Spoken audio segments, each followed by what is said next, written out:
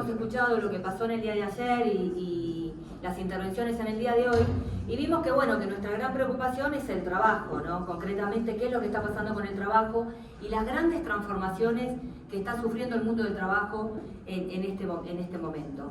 Y sin duda, la verdad es que lo que podemos decir es que el trabajo ha tenido distintas valoraciones a lo largo de la historia, ¿no es cierto? Nosotros si recordamos la revolución industrial, bueno, en ese momento cambió el concepto de trabajo y ya en ese momento se dieron la incorporación de tecnologías. Incluso también se decía que, Hegel decía que a través del trabajo el ser humano lo que hace es se actualiza, pero a la vez se aliena. Es decir, la alienación entendida como la pérdida de sentimiento por la propia identidad, ¿no? Y Hegel decía que, bueno, que sin el trabajo el ser humano o el individuo no es nadie, pero a través del trabajo lo que sucede es que sufre una transformación muy distinta de lo que era concretamente en un inicio. Y esto nos trae justamente al día de hoy a preguntarnos qué pasa entre el trabajo y la tecnología. Y nos lleva justamente al tema de hoy que queremos aportar al debate, que es la gestión algorítmica en los lugares de trabajo. Y lo primero que queremos decir es que nos tenemos que poner de acuerdo en principio de qué hablamos cuando hablamos de gestión algorítmica en los lugares de trabajo. Y en segundo lugar, ¿qué está pasando que los empleadores, concretamente los bancos, los están utilizando en este momento? Y por qué los utilizan, ¿no es cierto? Y como tercer eje, pensamos, bueno, cuáles son un poco las tareas que tenemos por delante y los desafíos en este tema que es la gestión algorítmica. Y lo primero que tenemos que decir en referencia a este tema es que cuando hablamos de gestión algorítmica tenemos que tener presente que son todos los procedimientos programados que se utilizan para coordinar los procesos de trabajo. Esto es importante, todos los procedimientos programados que se utilizan para coordinar los procesos de trabajo. Concretamente, lo que hacen en este caso los bancos es utilizar herramientas digitales. Ahora, ¿cuál es el fin de estas herramientas digitales? Bueno, el fin que persiguen es, por supuesto, el aumento de la eficiencia, pero sobre todas las cosas es el aumento de la productividad. Ahora, en materia del aumento de la productividad, lo que tenemos que tener en cuenta, cuáles son los costos para la parte trabajadora, ¿no? Cuáles las implicancias psicofísicas que implica el aumento de la productividad.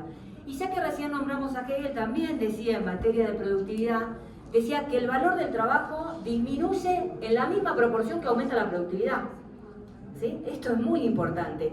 Y decía que, bueno, que a través del trabajo el individuo lo que sucede es que se subordina a un mundo que no puede controlar y además que no puede visualizar cuál es su aporte, cuál es el vínculo, el aporte que tiene su tarea, su trabajo con el producto final. En el caso nuestro sería con los servicios, ¿no? Porque estamos en el sector financiero. Ahora bien, volviendo al tema de la gestión algorítmica, pasamos al otro. Estas herramientas digitales que se vienen utilizando en los lugares de trabajo, como dijimos, estas herramientas para eficientizar y aumentar la productividad, hay muchos usos que se dan en los procesos organizativos. Nosotros elegimos tres, que son algunos algoritmos. ¿Por qué elegimos esto? Porque son los que vemos que han aumentado en los últimos años, que se han invertido y que, bueno, se vienen utilizando, pero también hay otros. Unos son los algoritmos de contratación, que ahora Clarisa nos va a detallar un poco, eso se va a expandir. Son los vinculados, por supuesto, a los procesos de selección. Los segundos son los algoritmos de decisión en los lugares de trabajo, que estos están vinculados a las jefaturas, al proceso de decisión, que después lo voy a desarrollar. Y como tercer eje, los algoritmos de gestión de rendimiento, que esto es muy importante que pongamos el acento porque están vinculados a la vigilancia en los lugares de trabajo, ¿no? Bueno, pero ahora vamos a darle lugar a la compañera Clarisa, que nos va a hablar de los algoritmos de contratación en los lugares de trabajo. Muchas gracias, Débora. Bueno, uno de los usos de la gestión algorítmica en los lugares de trabajo es el algoritmo de contratación y están vinculados a los procesos de selección de candidatos, de posibles trabajadores, y se usan en diferentes etapas de la selección. Algunos están vinculados al diseño de anuncios de trabajo, que son los algoritmos de análisis de texto que son usados en el diseño de la redacción de los anuncios de trabajo. Después tenemos la colocación de anuncios de trabajo, que son algoritmos de marketing usados en la colocación de anuncios de trabajos en línea. Luego también podemos comentar sobre los chatbots, que son algoritmos utilizados para guiar a los candidatos a través del proceso de solicitud. Luego tenemos también la selección de currículums, que son algoritmos que escanean los currículums en busca de palabras claves y operan como un filtro para la posterior entrevista con una persona de recursos humanos. Pasan los bancos, que se reciben muchos currículums por la crisis de empleo que hoy tenemos en casi todos nuestros países. Entonces, esa información que se recibe masivamente, utilizan los algoritmos para la selección de los currículums, escaneando o utilizando algunas palabras claves, de manera de filtro para la posterior entrevista con una persona de recursos humanos. En este proceso es importante que se tenga en cuenta la fuente o la información. De algún lado sacan esta información. Por ejemplo, en Amazon hicieron su propio algoritmo utilizando perfiles de trabajadores exitosos de la empresa. El problema fue que la fuente, la base, eran todos hombres. Y si bien se trató de acelerar el proceso de selección, se generó un algoritmo que es discriminatorio. Para evitar esto, se deben de tener en cuenta las fuentes de estas herramientas de selección. También tenemos las pruebas de competencias, que son algoritmos que proporcionan un filtro adicional para los candidatos. Se pueden utilizar pruebas que se hacen a los candidatos previo a las entrevistas que van a tener con posterioridad. Hay algunos vinculados también a las entrevistas automatizadas, que al no tener en cuenta el factor humano, es más complicada su utilización. Por último, tenemos la comprobación de los antecedentes de los candidatos, que estos algoritmos investigan los antecedentes, por ejemplo, las publicaciones y en las redes sociales. Hay algoritmos que hoy en día se usan para buscar los antecedentes de los candidatos, buscar en los historiales que hacen en las redes sociales. Y aquí tenemos un tema, porque todos tenemos una esfera pública y una esfera privada. Ahí lo que debemos de tener en cuenta es cuánto nosotros limitamos nuestra esfera privada, o sea, cuánto nosotros ponemos a disposición y tomamos decisiones consciente o inconscientemente de exponer nuestra vida y ampliar nuestra esfera privada. Hoy en día tenemos que tener en cuenta que los bancos utilizan estas herramientas para su propio beneficio y buscan algoritmos en este aspecto. Una ventaja que tiene la utilización de este tipo de algoritmo es que puede mejorar los tiempos de selección. O sea, si nos preguntamos si se puede hacer un algoritmo eficiente, sí se puede, pero el tema es la parcialidad. Hay que tener en cuenta que diseñen estos algoritmos o que contraten este tipo de tecnología de un tercero y verificar las fuentes o confirmar que se tenga una comprobación científica de que el mismo sea eficiente. De lo contrario, podría hacer mucho daño. También tenemos que conocer la seriedad de quién está generando este algoritmo y tener en cuenta siempre que hay un riesgo de parcialidad para tratar de minimizarlo. Desde la parte sindical, esto es lo que nosotros debemos de tener en cuenta. Y como desventaja, podemos decir que puede existir parcialidad a la hora de contratar mujeres, minorías, etcétera, como vimos en el caso de Amazon. Bueno, ¿cuál es la acción sindical? ¿Qué es lo que nosotros debemos de hacer ante los excesos de la gestión algorítmica? Y bueno, tenemos que tener en cuenta estos puntos. Primero, las leyes de protección de datos. Debemos de tener conocimientos de las leyes de cada país. Luego, normas de trabajo, tener en cuenta las normas de salud y seguridad y tener en cuenta las fuentes. Tener en cuenta las fuentes con las que se entrena el algoritmo, que son el resultado siempre de juicios humanos. Y en este sentido, tratar de evitar la parcialidad. También proteger los datos, o sea, que garantizar que se eliminen los datos de las personas que no se tomaron al aplicar a un trabajo una vez finalizado este proceso. Y por último, la transparencia, que el algoritmo debe de ser transparente. Los trabajadores y la parte sindical debemos de acceder a los criterios usados en este tipo de algoritmos, que podamos ser partes del proceso de selección y conocer de dónde se van a tomar estos datos. Muchas gracias. Le paso ahora a Débora. Otro algoritmo que también habíamos mencionado al principio son los algoritmos de decisión en los lugares de trabajo.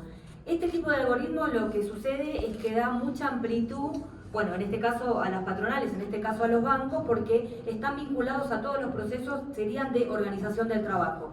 Pusimos algunos ejemplos que tienen que ver, hay algoritmos que asignan turnos, entonces en vez que lo haga una persona, directamente lo hace un algoritmo. Esto se ha usado mucho, por ejemplo, en empresas, porque lo utilizan muchas empresas, no solamente los bancos, como Starbucks, que bueno, también asignaba turnos el algoritmo, pero bueno, al no tener contemplado el factor humano, bueno, generó también mayor conflictividad, ¿no? Porque asignamos turnos de manera automática sin tener en cuenta, bueno, las vidas personales de las personas, ¿no? Tienen que estudiar, tienen familia, etcétera, etcétera.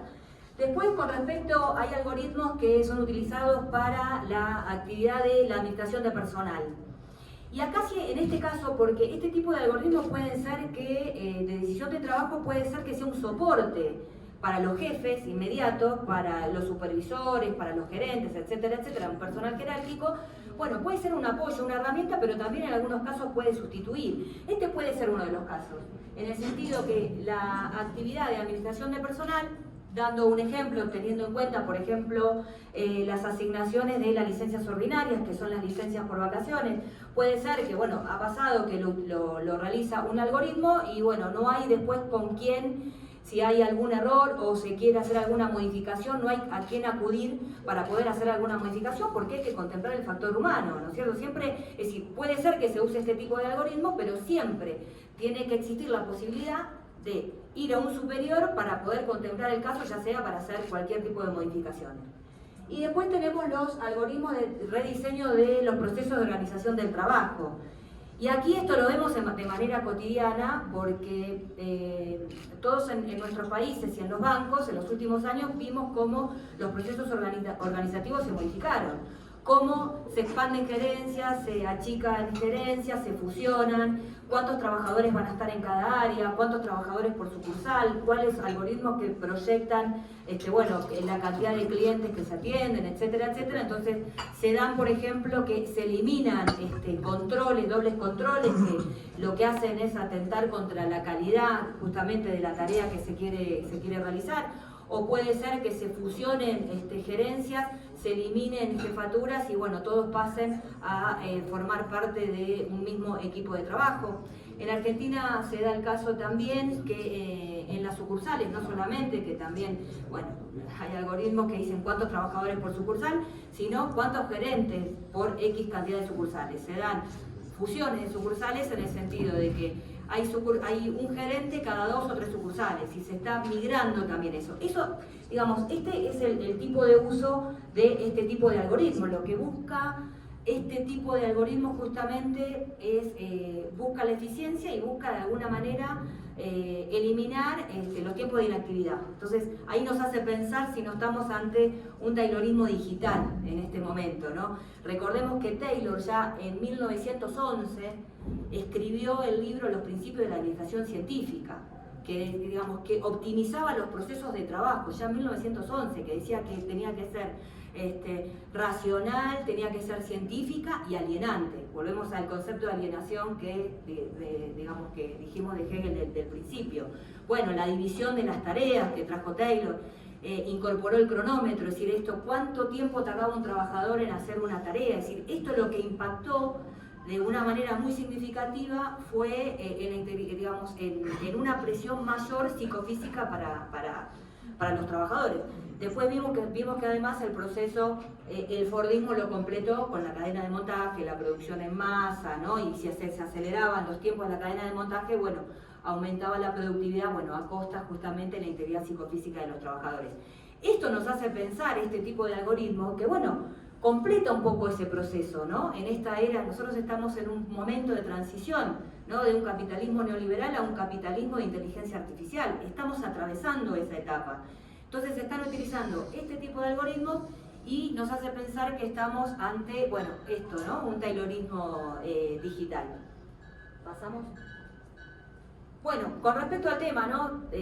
Ventajas y desventajas. Bueno, la ventaja que para la parte de los bancos, los empleadores, bueno, tiene una rapidez mayor para procesar los datos, obviamente, ¿no? Y en ese caso puede tener un aumento de la eficiencia.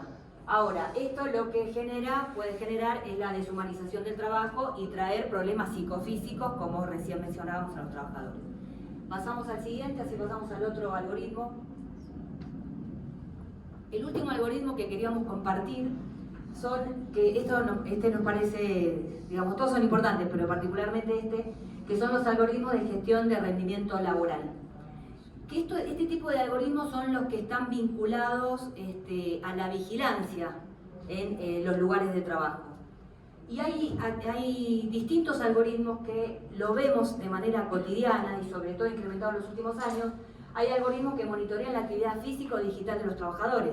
Cuándo ingresan, cuándo se van, si están conectados en el puesto de trabajo, si están conectados a la computadora, si están conectados a tal programa, si se desconectaron, si lo están usando o no, etcétera, etcétera. Si van al baño, cuántas veces se desconectan, si van a fumar, etcétera, etcétera.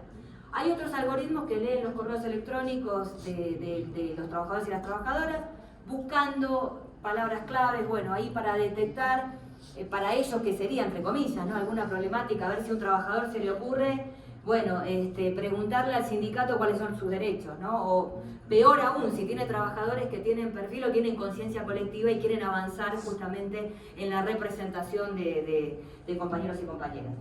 Hay otro tipo de algoritmos de gestión de rendimiento laboral que miden y evalúan a los trabajadores, ¿no? Esto tiene que ver con los objetivos. Hay que tener en cuenta que esto nos ha pasado en todos nuestros países, que los empleadores, los bancos, hace mucho tiempo que atentan contra la jornada laboral. Esto nos pasa a todos, ¿no?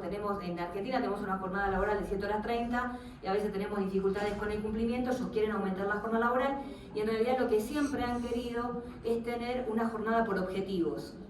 Entonces, y esto también, en este tiempo que estamos de una transformación de esta era digital, se ve con respecto al tema del teletrabajo, que se dan algunas áreas que vemos cómo se perfilan, que por ejemplo dicen, no le dan tanta importancia si están conectados desde el horario, por ejemplo, desde 10 menos cuarto a 5 y cuarto, sino que cumplan el objetivo. ¿Qué genera esto? Que se aumenta el objetivo, entonces la persona termina trabajando muchísimo más, por supuesto, por la misma remuneración, o sea, aumenta en ese caso la productividad, está conectado, se aumenta el objetivo y cada vez trabaja más horas. Esto lo vemos y de esto hay que resolver el tema del control por la parte sindical. También hay otros algoritmos que nos pasa incluso a nosotros cuando somos también usuarios, ¿no? Ya sea de banco o de cualquier servicio o de telefonía, que ya no solamente nos evalúan los empleadores, sino que también nos evalúan los clientes. ¿Cuántos de nosotros pedimos algún servicio o llamamos para algún reclamo o alguna gestión y bueno, nos hacen contestar una encuesta cuando terminamos la llamada? Bueno, esto también es un tema, ¿no? Porque ya la evaluación no pasa solamente por la parte empresaria, sino por los clientes. Y después hay algoritmos que recopilan todas estas fuentes, ¿no? Estos que recién mencionaba, todo lo anterior, y pueden recomendar, por ejemplo, promociones, ascensos, o recomiendan quién va a cobrar un determinado premio, que esto está vinculado, por ejemplo, a la evaluación de desempeño, ¿no? Que lo que hace eso es fragmentar y dividir a los trabajadores. Y también en algunos casos puede llegar a la desvinculación. Y esto es muy importante porque si este tipo de algoritmos recomiendan, ya sea una promoción, ¿no? Un ascenso o pagar un bono determinado o el despido, quiere decir que la productividad ya no es responsabilidad del empleador, en este caso de los bancos, sino que la productividad la carga se invierte, pasa a ser la responsabilidad del trabajador y los trabajadores. Es decir, yo tengo que invertir lo suficiente en mí, tengo que hacer lo suficientemente el esfuerzo para llegar a los objetivos que me está pidiendo el algoritmo. Y si no, es porque no hice el esfuerzo suficiente, la culpa es mía, por lo tanto, el empleador ya no tiene responsabilidad. Esto es muy importante, por eso hay que poner el acento en este tipo de algoritmos. Y cuando hablamos de algoritmos de vigilancia, indefectiblemente pensamos cómo el poder, en este caso, se transforma en disciplina. Y ahí, indefectiblemente pensamos en Foucault, ¿no? Que habló mucho y escribió sobre esto, el poder como disciplina. Es decir, tenemos que entender el poder no solamente como el poder político, ¿no? El poder del Estado o el poder que tiene el monopolio de la fuerza, sino que el poder está en todos lados y está en nuestros lugares de trabajo. Están en las empresas, están en los bancos, el poder disciplinador. Escribió mucho y estudió las distintas instituciones de disciplina como las cárceles, como las escuelas, las fábricas, ¿no? El panóptico. Decía, vinculaba el poder con como una relación social, ¿no? Y acá vemos cómo se da el control de los cuerpos de los trabajadores. Los vemos con este tipo de algoritmos. Cuando tenemos algoritmos de gestión de rendimiento que controlan a los trabajadores si están conectados o no están conectados, están conectados a tal programa, o están trabajando o no, digamos, tenemos un control extremo de los cuerpos de los trabajadores. Entonces ahí pensamos si estamos nosotros ante una nueva institución de disciplina, ¿no? Entonces pensamos si no estamos ante una nueva institución de disciplina que es el algoritmo, ¿no? Que también nos viene a disciplinar. Vemos claramente cómo se están buscando permanentemente personas, individuos, sujetos, trabajadores que en términos políticos sean dóciles, pero en términos económicos sean muy rentables. Eso es lo que busca este tipo de algoritmos, bueno, que viene a complementar, ¿no? Digamos, en esta era de cosas que se vienen estudiando hace mucho tiempo. Y con respecto al tema de este tipo de algoritmo de vigilancia, bueno, genera, ¿no? Tenemos las ventajas para la parte empleadora, es que aumenta las herramientas de supervisión, obviamente. Todo el tiempo hay un control excesivo, ¿no? Volvemos a Foucault, el control excesivo sobre los trabajadores, el cuerpo de los trabajadores. Puede mejorar los procesos internos, ¿no? Pero la desventaja es el abuso de la facultad que tiene todo empleador, que es la facultad de organización y dirección de la empresa. Pero eso tiene un límite. Bueno, esto puede incurrir en abuso. Y por supuesto, el aumento de los conflictos laborales, ¿sí?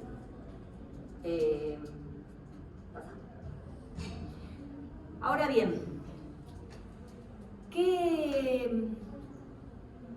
un concepto más con respecto al tema del poder, ¿no? Porque recién definimos el poder como disciplina, ¿no? Ahora, el poder en el día de hoy, creo que en esto vamos a coincidir, que no tenemos dudas, que el poder hoy está vinculado al desarrollo tecnológico, ¿no? Si vemos nosotros la geopolítica, vemos la disputa, lo que está pasando en términos políticos, la disputa entre China y Estados Unidos. Es decir, ahí hay una disputa del poder por el desarrollo de la tecnología. Esto es sin duda, es decir, la tecnología de alguna manera, hay una relación entre la tecnología y las cuestiones sociales. Hay una relación indefectible entre la tecnología y el mundo del trabajo, que lo vemos cómo este tipo de algoritmos modifican nuestra vida cotidiana, nuestra vida laboral, cómo de alguna manera se eliminan procesos, cómo se eliminan tareas, cómo se eliminan puestos de trabajo y cómo se crean nuevos puestos de trabajo, ¿no? Y en esto, ya en 1930, miren de qué fecha, recuerden que en 1930 hubo una gran crisis del capitalismo que fue la Gran Depresión económica. Ya en 1930 Keynes escribió sobre el desempleo tecnológico. Miren de qué momento.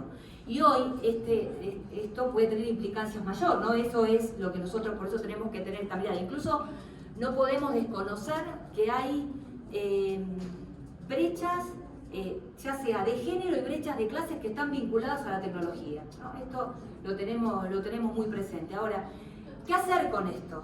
¿no? ¿Cuáles son las acciones sindicales? Porque acá tenemos el análisis de qué es lo que está pasando, porque eso nos está pasando a todos, en todos nuestros países. Ahora, entendemos nosotros que la acción sindical, lo principal, o por lo menos es la propuesta que queremos traer al debate del día de hoy, es decir, la negociación colectiva entendemos que es el instrumento principal, el instrumento clave para poder hacer frente a los abusos del algoritmo de gestión en los lugares de trabajo.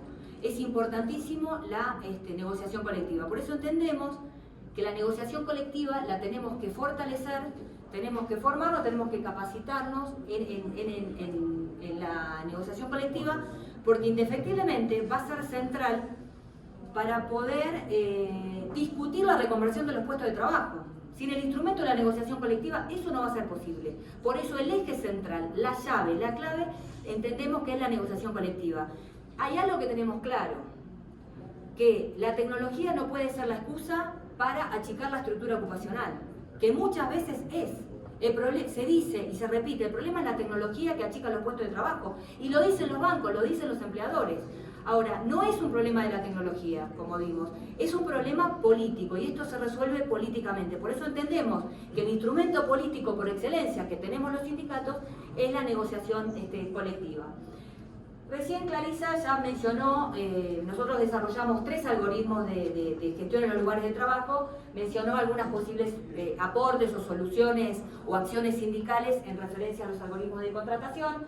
Después nos quedaron los de decisión y los de rendimiento. Entendemos que la tecnología vino para quedarse, no es que estamos en contra de la tecnología, el tema es el uso de ella, ¿no? Entendemos que los programas tienen que ser herramientas, siempre se debe poder, algoritmos siempre deben asesorar y no reemplazar directamente a trabajadores, es decir, y siempre se debe tener el acceso, digamos, a los datos con que se usa, digamos, con que se toman las decisiones, ¿no es cierto? Y después, a través de la negociación colectiva, es muy importante que los sindicatos podamos negociar con la parte empresarial cuál es el grado de vigilancia que nosotros estamos dispuestos a tolerar, ¿no? Que no sea abusivo de la intimidad de los trabajadores y las trabajadoras y que no haya un abuso de esta facultad de organización y dirección que tienen las empresas. Y después, bueno, sería importante saber cuáles son las fuentes, ¿no? Esto que se repite, que ya lo dijo Clarisa, cuál es el sesgo que se le da justamente al algoritmo, con qué se entrena el algoritmo, ¿no? Y por supuesto, los empleadores lo que no pueden es evadir la responsabilidad que tienen. Esto que siempre dijimos, bueno, la productividad, digamos, siempre tiene que estar, es la responsabilidad de los empleadores y la productividad no puede ser la responsabilidad por parte de los trabajadores. Ahora bien, con respecto al tema, pasa a la siguiente. ¿Qué es lo que entendemos nosotros que una tarea que nos parece muy importante en este tema de la gestión algorítmica? Porque todo esto que recién desarrollamos a nosotros y a nosotras nos hace pensar que el gran tema y el gran problema es quién comanda el algoritmo. Es decir, quién controla el algoritmo, quién controla la tecnología. Esa es la clave. Entonces, ahí nos remitimos y pensamos, hubo un escritor italiano, un escritor y filósofo, politólogo también, que se llama Norberto Bobbio, que escribió mucho sobre la democracia. Y él decía que había 2 instituciones que no se habían podido democratizar y que hay una deuda. Una es la administración pública, que falta democratizar. Y lo otro que falta democratizar es la empresa. Bueno, falta democratizar la empresa. Entonces nosotros entendemos que la tarea que tenemos fundamental, es decir, es democratizar el algoritmo, ¿no? De gestión en los lugares de trabajo. ¿Y esto qué quiere decir democratizar el algoritmo? Bueno, simplemente es poder acceder al procedimiento de toma de decisiones, ser parte del procedimiento de toma de decisiones. Eso es democratizar el algoritmo, por eso entendemos que esa es la tarea. Ahora, para poder democratizar el algoritmo y ser parte del proceso de decisión, ya sea que el empleador lo contrate o ya sea que lo genere, ¿no? Ser parte del proceso de inicio a fin y también de la auditoría, ¿no? Porque sabemos que estos algoritmos tienen sesgo. Si no, compañeras y compañeros, nos vamos a quedar siempre en que, bueno, el avance de la tecnología y que es inevitable y simplemente describiendo qué hace el algoritmo. Bueno, el tema, ¿qué tenemos que hacer nosotros? Bueno, humildemente entendemos que tenemos que avanzar justamente en poder ser parte del proceso de decisión. Por eso, tomándolo de Bobbio, entendemos que tenemos que democratizar el algoritmo y para poder hacerlo, entendemos que la herramienta principal e indefectible es la negociación colectiva. Ese es el instrumento fundamental y eso lo tenemos en todos los países. Todo el tiempo negociamos colectivamente desde los sindicatos, ya sea de manera informal, formal, que termine en la actualización salarial firmando un convenio o no, cotidianamente se negocia colectivamente. Esta es la herramienta principal. Por eso entendemos que la tenemos que fortalecer y para eso tenemos que fortalecer justamente las políticas organizativas, porque esta va a ser la manera de poder tener una mejor distribución del progreso técnico y económico. Si no, es imposible. Si no, siempre va a ir, la balanza va a ir para un solo lado. Es decir, es la manera de poder equiparar un poco, ¿no? Y tener un equilibrio entre lo que sería el capital y el trabajo.